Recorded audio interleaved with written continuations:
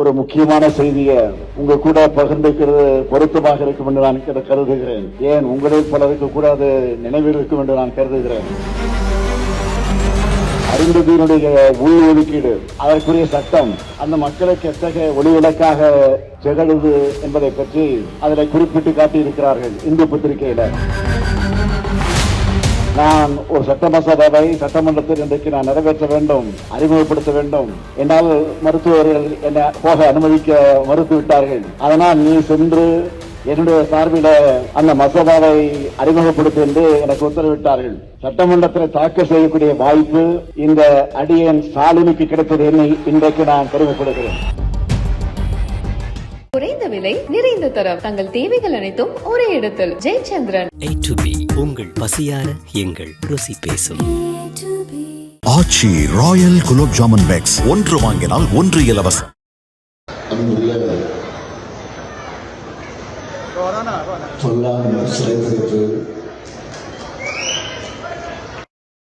சிறப்பு நிகழ்ச்சி.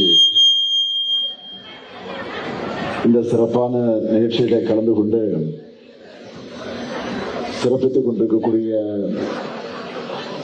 நம்முடைய மாண்புமிகு அமைச்சர் பெருமக்கள் கே. நேரு அவர்களே, முத்துசாமி அவர்களே, மு. பி. சாமிநாதன் அவர்களே, மதிவேந்தன் அவர்களே, திருமதி கயல்விழி செல்வராஜ் அவர்களே, நாடாளுமன்ற உறுப்பினர்கள் அந்தியூர் செல்வராஜ் அவர்களே, பிரகாஷ் அவர்களே, மாதேஸ்வரன் அவர்களே, சட்டமன்ற உறுப்பினர்கள் திரு ஈஸ்வரன் அவர்களே, முன்னாள் அமைச்சர் செந்தில் பாலாஜி அவர்களே, திரு வெங்கடாசலம் அவர்களே, திரு சந்திரகுமார் அவர்களே, வாரியத்தினுடைய தலைவர் திப்பம்பட்டி ஆரிச்சாமி அவர்களே, துணைத் தலைவர் கனிமொழி அவர்களே, மாவட்ட ஆட்சித்தலைவர் திரு கந்தசாமி ஐஏஎஸ் அவர்களே, உள்ளாட்சி அமைப்பினுடைய பிரதிநிதிகளே, ஆதி தமிழர் பேரவையினுடைய தலைவர்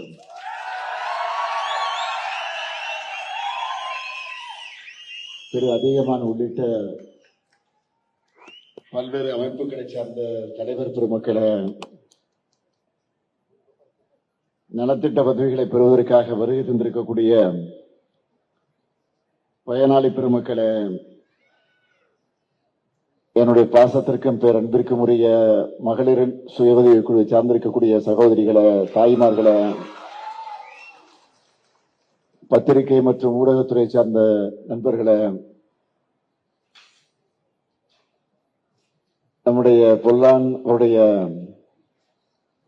வாரிசுதாரர்களாக வருகை தந்திருக்கக்கூடிய அன்புக்குரிய பெரியவர்களே, தாய்மார்களே, உங்கள் அனைவருக்கும் என்ற அன்பான வணக்கத்தை நான் தெரிவித்துக் கொள்ள விரும்புகிறேன்.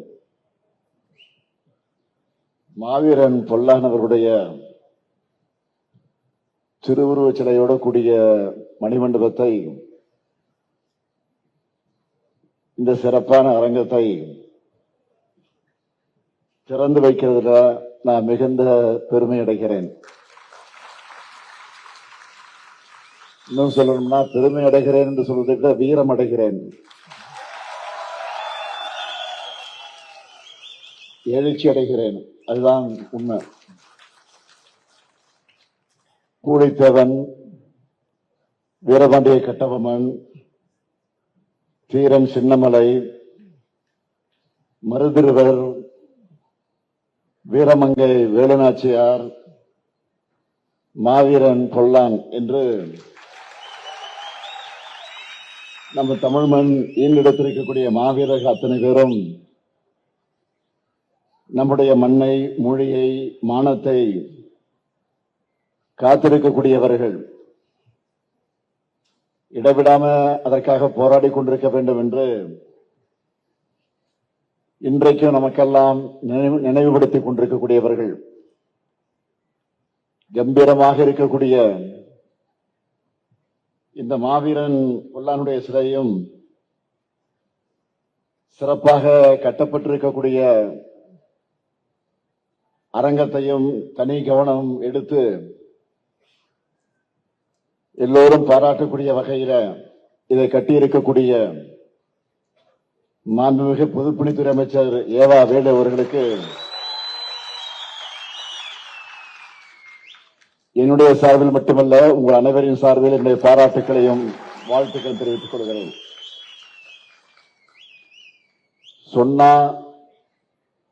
சொன்னதை செய்கிறவன் தான் இந்த முத்துவேல் கருணாநிதி ஸ்டாலின்.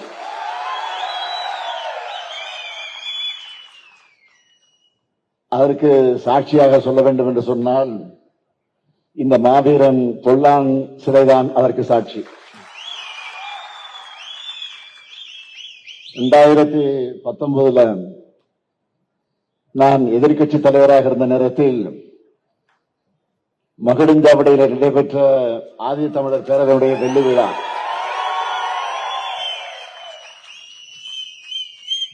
அதை முன்னின்று நடத்தியவர் நம்முடைய அதிகமானவர்கள். அதிலே பங்கேற்று சிறப்பித்து பெருமை சேர்த்தவர் நம்முடைய சட்டமன்ற உறுப்பினராக இருக்கக்கூடிய ஈஸ்வரன் அவர்கள். மாவீரன் பொல்லானுக்கு சிலையும் மணிமண்டபமும் அமைப்போன்னு அந்த நிகழ்ச்சியில நான் உறுதி அளித்தேன். இன்றைக்கு அதை உங்கள் முன்னால் திறந்து வைத்திருக்கிறேன்.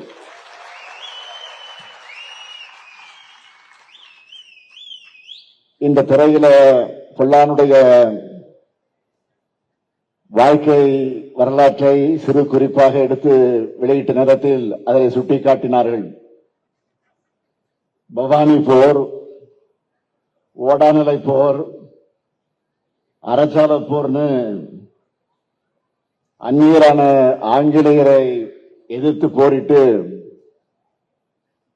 தீரன் சின்னமலையுடைய நம்பிக்கைக்குரிய தளபதியாக இருந்தவர்தான் மாவீரன் பொல்லான் அவர்கள். பொல்லானுடைய வீரத்தை கண்டு சினம் கொண்ட ஆங்கிலேய படை தளபதி கர்னல் ஆரிஸ் தலைமையிலான படையால் அவர் சுட்டுக் கொல்லப்பட்டார். அவருடைய தியாகத்தை போற்ற, அவருடைய வீரத்தை காலத்துக்கும் எடுத்துச் சொல்ல இப்படி ஒரு நினைவு சின்னம் வேண்டும் என்று பல ஆண்டு காலமாக இருந்து வந்த கோரிக்கை இப்போ நம்முடைய திராவிட மாடல் அரசின் மூலமாக அது நிறைவேற்றப்பட்டிருக்கு. இந்த பெருமையான தருணத்தில் ஒரு முக்கியமான செய்தியை உங்க கூட பகிர்ந்துக்கிறது பொருத்தமாக இருக்கும் என்று நான் கருதுகிறேன். ஏன் உங்களில் பலருக்கு கூட அது நினைவில் இருக்கும் என்று நான் கருதுகிறேன். கடந்த ஜூன் மாதம் இந்து ஆங்கில நாளேட்டில ஒரு செய்தி வந்துச்சு. அதை படிச்சதுமே எனக்கு மிகுந்த மகிழ்ச்சி ஏற்பட்டுச்சு. அந்த செய்தி என்னன்னு கேட்டீங்கன்னா, அருந்ததியினுடைய உள் ஒதுக்கீடு, அதற்குரிய சட்டம் அந்த மக்களுக்கு எத்தகைய ஒளிவிளக்காக திகழுது என்பதை பற்றி அதில் குறிப்பிட்டு காட்டியிருக்கிறார்கள் இந்து பத்திரிகையில. அதாவது தகவல் அறியக்கூடிய உரிமை சட்டத்தில் தகவலை பெற்று ஆதாரத்தோடு இந்த செய்தியை வெளியிட்டிருக்கிறாங்க. அந்த செய்தியில சொல்றாங்க, 2009 193 அருந்ததியினர் மாணவர்கள் பொறியியல் படிச்சிருந்த நிலை மாறி இந்த ஆண்டு 3944 மாணவர்கள் இன்ஜினியரிங் படிக்கிறாங்க என்றும் 2023-24 ஆண்டுல 193 மாணவர்கள் MBBS படிக்கிறாங்கன்னு அந்த செய்தியில குறிப்பிட்டிருந்தாங்க. இதுல எனக்கு ஏற்பட்ட தனிப்பட்ட பெருமை என்னன்னு கேட்டீங்கன்னா, அதுதான் சொன்ன உங்களே பலருக்கு தெரிந்திருக்கும். இந்த உள்ஒதுக்கீடு சட்டத்தை தலைவர் கலைஞர் அவர்கள் நிறைவேற்ற முடிவு செஞ்சார். முடிவு செஞ்சு அந்த சட்டமன்றத்தில் அந்த தீர்மானத்தை கொண்டு வந்து சட்ட மசோதாவை கொண்டு வந்து நிறைவேற்ற வேண்டும். ஆனால் திடீரென்று அவருக்கு உடல்நலிவு ஏற்பட்டு ராமச்சந்திரா மருத்துவமனையில் அனுமதிக்கப்பட்டிருந்தார். அதனால் அவரால் எழுந்து நடமாட முடியாத நிலை அன்றைக்கு ஏற்பட்டது. அன்றைக்கு காலை எனக்கு தொலைபேசி வருகிறது வீட்டுக்கு, உடனே புறப்பட்டு வா என்று. எங்கே? மருத்துவமனைக்கு. வந்தவுடன் என்னை அழைத்து சொன்னார், நான் ஒரு சட்ட மசோதாவை சட்டமன்றத்தில் இன்றைக்கு நான் நிறைவேற்ற வேண்டும், அறிமுகப்படுத்த வேண்டும். என்னால் மருத்துவர்கள் என்னை போக அனுமதிக்க மறுத்துவிட்டார்கள். அதனால் நீ சென்று என்னுடைய சார்பில் அந்த மசோதாவை அறிமுகப்படுத்த என்று எனக்கு உத்தரவிட்டார்கள். சட்டமன்றத்தில் தாக்கல் செய்யக்கூடிய வாய்ப்பு இந்த அடியேன் ஸ்டாலினுக்கு கிடைத்தது என்னை இன்றைக்கு நான் பெருமைப்படுகிறேன். ஒரு சமூகத்தையே முன்னேற்றத்திற்கான அந்த சமூக நீதி பாதையை கட்டமைக்கிறதுல என்னுடைய பங்கும் இருந்திருக்கிறது என்பதை என்னை இன்றைக்கும் மகிழ்ச்சி அடைகிறேன். அதுதான் எனக்கு கிடைத்த பெருமை. அது மட்டுமல்ல, அந்த செய்தியில இன்னொரு முக்கியமான விஷயத்தையும் எழுதியிருந்தாங்க இந்து பத்திரிகையில. என்னன்னா, திமுக அரசு எந்த ஒரு சட்டத்தை நிறைவேற்றும் போதும் அதற்குரிய காரணங்களை முறையாக ஆராய்ந்து தரவுகளை எல்லாம் தொகுத்து ஓய்வு பெற்ற நீதிபதிகளை கொண்டு குழு அமைச்சு அவங்க பரிந்துரைகளை எல்லாம் பெற்று சாமானிய மக்களுக்கு உரிய வகையில உரிய பயன்கள் உண்மையிலே அளித்து வந்தால் அதுதான் பயனளித்தக்கதாக அமையும் என்ற வகையிலே திமுக அரசினுடைய சட்டம் எப்பொழுதும் வெற்றியை பெற்று வருவதுதான் வரலாறு என்று பாராட்டியிருக்கிறாங்க.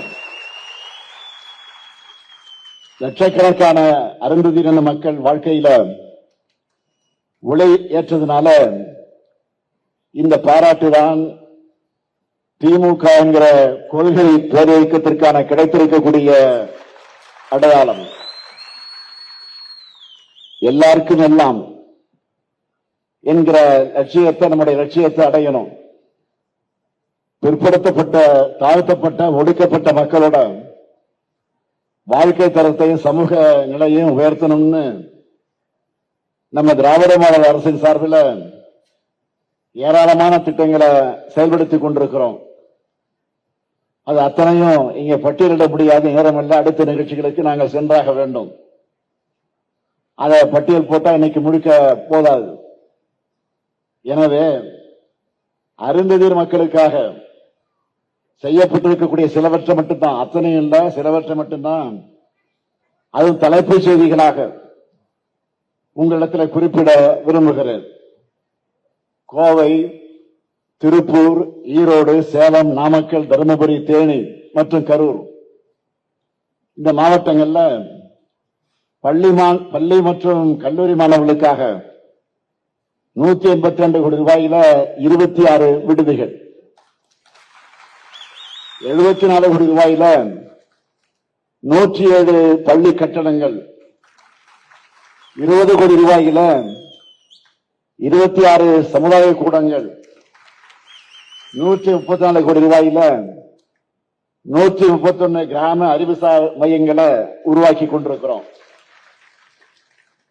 அண்ணல் அம்பேத்கர் அயலக உயர்கல்வி திட்டத்தில் 29 மாணவர்களுக்கு 10 கோடியே 30 லட்சம் ரூபாய் உதவித்தொகையாக வழங்கியிருக்கிறோம். முழுநேர முனைவர் ஆராய்ச்சி படிப்புக்காக 329 மாணவர்களுக்கு 3 கோடி 29 லட்சம் ரூபாய் ஊக்கத்தொகையாக வழங்கியிருக்கிறோம். போஸ்ட் மெட்ரிக் கல்வி உதவித்தொகையை 3,69,550 பேருக்கும், ப்ரீ மெட்ரிக் கல்வி உதவித்தொகையை 5,42,396 மாணவர்களுக்கும் வழங்கியிருக்கிறோம்.